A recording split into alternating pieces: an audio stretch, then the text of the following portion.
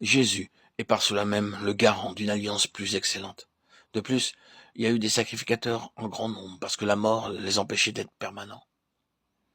Mais lui, parce qu'il demeure éternellement, possède un sacerdoce qui n'est pas transmissible.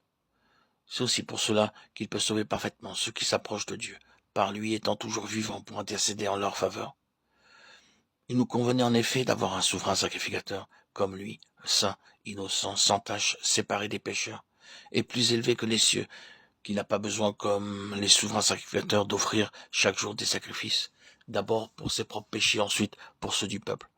Car ceci, il l'a fait une fois pour toutes en souffrant lui-même. Hébreux 7, 22, 27. Ici, nous voyons comment le Seigneur Jésus-Christ, par le sacrifice unique qu'il fit de lui-même, nous rend parfaits pour toujours. Car en lui habite corporellement toute la plénitude de la divinité. Vous avez tout pleinement en lui, qui est le chef de toute domination et de toute autorité. Colossiens 2, 9, 10. Au verset 10, on peut traduire en anglais « Vous êtes parfaits en lui ». Notre Seigneur Jésus-Christ, en sa qualité de souverain sacrificateur, exerce continuellement son ministère en notre faveur, plaidant, intercédant, étant pour nous notre avocat auprès de Dieu à cause de nos continuelles faiblesses et de nos défaillances. Car assurément ce n'est pas des anges qu'il vient en aide, mais c'est la postérité d'Abraham. En conséquence, il a dû être rendu semblable en toutes choses à ses frères, afin qu'il fût un souverain sacrificateur miséricordieux et fidèle dans le service de Dieu, pour faire l'expiation des péchés du peuple.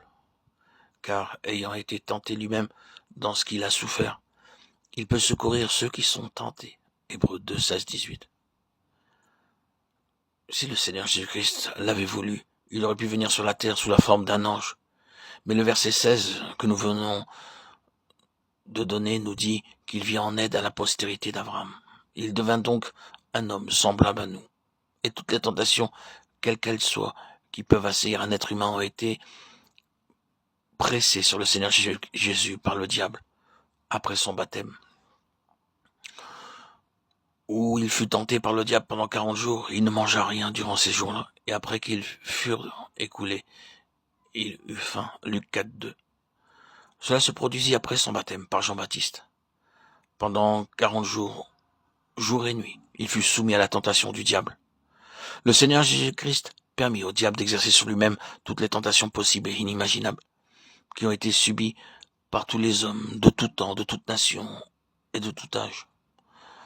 Dans la Bible, le chiffre 40 est celui qui représente l'épreuve. Maintenant, nous pouvons nous imaginer comment le diable fit approcher du Seigneur Jésus-Christ, l'une après l'autre, toutes les tentations possibles à un être humain de toute race et de toute origine. Aussi, en notre faveur, à notre place, le Seigneur Jésus-Christ a triomphé de toutes ces tentations que pourrait connaître un être humain, quelle que soit sa condition ou son âge.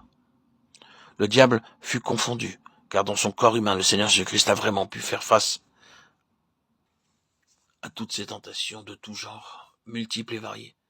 C'est pourquoi, lorsqu'une tentation s'approche de nous, de quelque nature qu'elle puisse être, quelle que soit notre condition ou notre âge, nous pouvons alors immédiatement faire appel au Seigneur, lui disant « Seigneur Jésus-Christ, tu es mon souverain sacrificateur, tu es mon grand prêtre, s'il te plaît, aide-moi, s'il te plaît à triompher de telle ou telle autre situation. » Et le Seigneur répond « Oui, mon enfant, je suis moi-même passé par toutes ces tentations que tu connais maintenant et à cause de toi, et pour toi j'ai triomphé de toutes. » Alors le Seigneur nous pardonne, nous lave, nous purifie par son sang précieux et nous sommes de cette manière réhabilités et restaurés. Car ayant été tenté lui-même dans ce qu'il a souffert, il peut secourir ceux qui sont tentés. Hébreux 2, 18. Ce verset signifie qu'il est capable de nous secourir, de nous aider, parce qu'il a lui-même passé par ces tentations.